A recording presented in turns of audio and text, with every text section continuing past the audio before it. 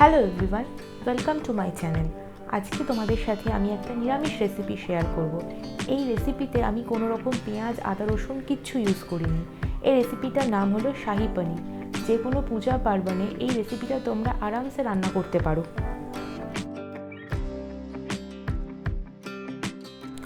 শাহি পনির বানানোর জন্য আমি কি কি উপকরণ নিয়েছি তা তোমরা একবার দেখে নাও।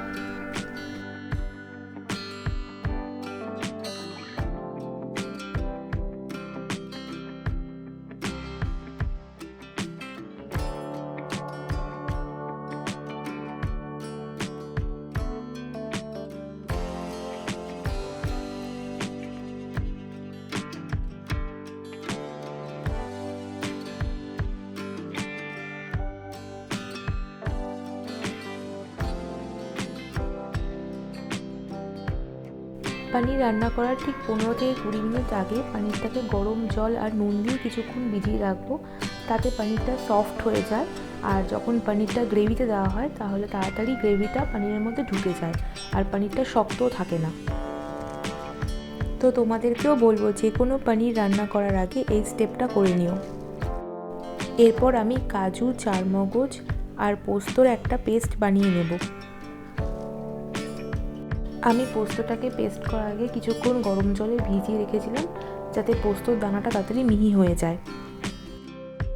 এরপর পনিরের গ্রেভি রান্না করার জন্য আমি কড়াইতে বাটার দেব। বাটারের সাথে আমি এখানে রিফাইন্ড অয়েলও দেব। তোমরা চাইলে রিফাইন্ড অয়েলটা স্কিপ করতে পারো, পুরোটাই বাটারে করতে পারো, কিন্তু এখানে আমি পুরোটা বাটারে করব না, তাই জন্য রিফাইন্ড অয়েল ইউজ করেছি। তেলটা গরম হয়ে গেলে আমি শুকনো লঙ্কা, তেজপাতা আর জিরেটাও দিয়ে দেব।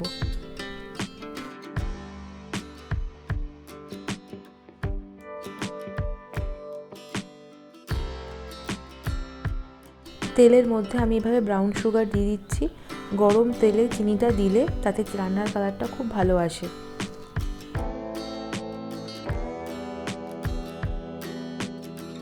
এরপর যে পেস্টটা আমি বানিয়ে রেখেছিলাম সেটা তেলের মধ্যে দিয়ে দিচ্ছি।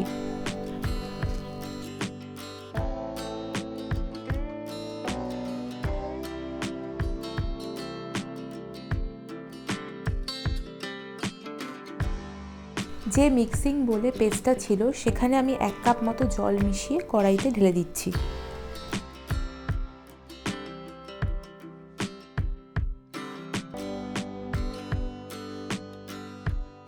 এবার আমি লো ফ্লেমে এটা কিছুক্ষণ নাড়িয়ে নিয়ে মশলাগুলোকে কষিয়ে নেব।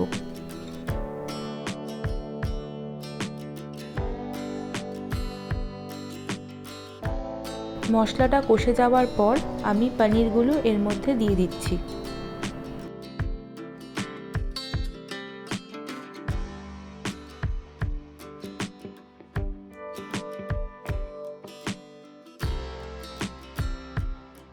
মশলার সাথে পনিরগুলোকে ভালো করে নাড়িয়ে নিয়ে আমি এরপর দুধ অ্যাড করছি। এখানে আমি 1 কাপ মতো দুধ দিয়েছি, তোমরা চাইলে দুধের বদলে ফ্রেশ ক্রিমও দিতে পারো।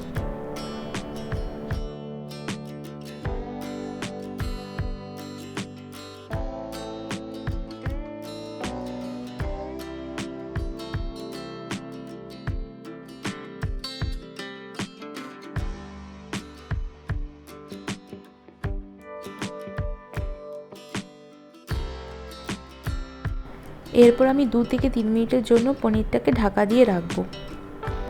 পুরো রান্নাটা আমি মিডিয়াম টু লো ফ্লেমে করছি। হাই ফ্লেমে পনির রান্না করলে পনিরগুলো খুব তাড়াতাড়ি ভেঙে যায়। তো পনির রান্না করার সময় তোমরা এই টিপসটা মাথায় রেখো। রান্নাটা প্রায় হয়ে এসছে। এখানে আমি এবার 1 টেবিল স্পুন গোলমরিচ দিচ্ছি।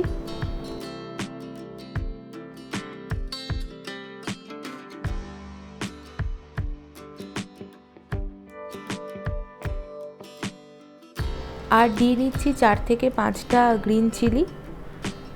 এটা সম্পূর্ণ অপশনাল, তোমরা চাইলে এই স্টেপটা স্কিপ করে যেতে পারো, তার বদলে একটু চিনি দিতে পারো। দিয়ে দিচ্ছি স্বাদ মতো নুন।